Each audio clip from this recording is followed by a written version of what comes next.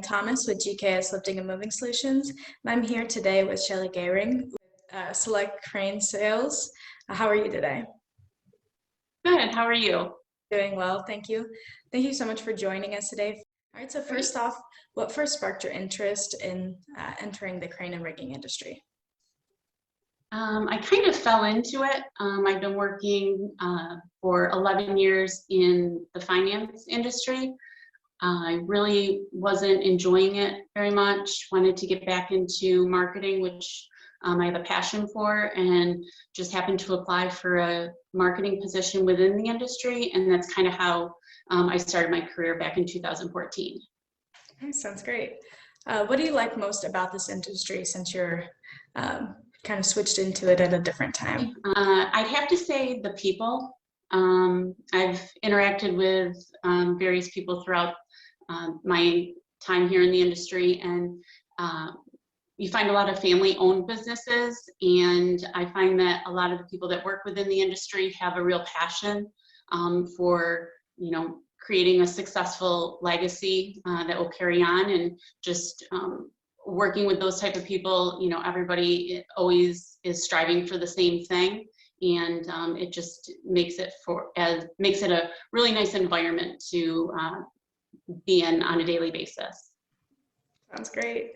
Since you said that you kind of just landed into it differently after coming from finance, what was your first job exactly in the industry, and how has it led you to your current position?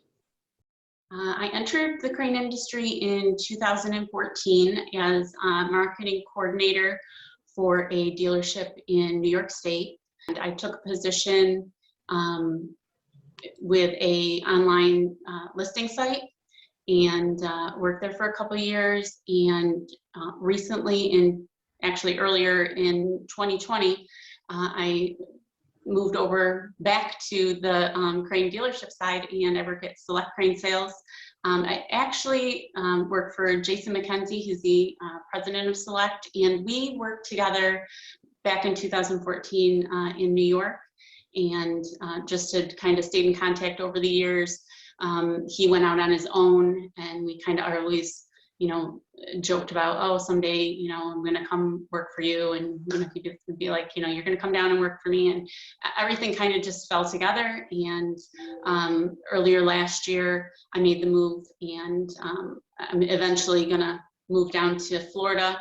The family is planning on moving down in about a year, and very excited. Love the industry. I'm glad to be able to still be in it, and just working for a company that is growing. We're going into our 5th year at Select Crane Sales, so everything is progressing along. We just updated our website, hired new sales reps, and it just is an exciting time. It's great to see that the connections that you can build in this industry got you to where you need to be. It's great to hear. What would you tell a young female who would like to pursue an industry? What would you tell them?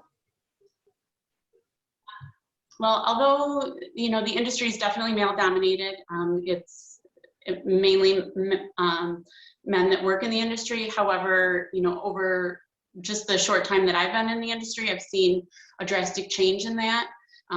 You'll find women that are crane operators, you'll find owners of dealerships, welders, mechanics, every position within the industry, you can find a female that does work within that.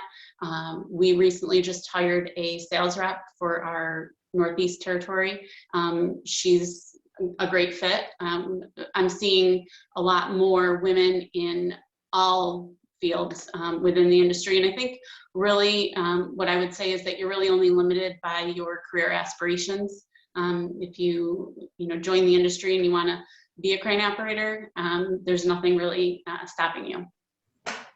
Awesome, it's great to hear.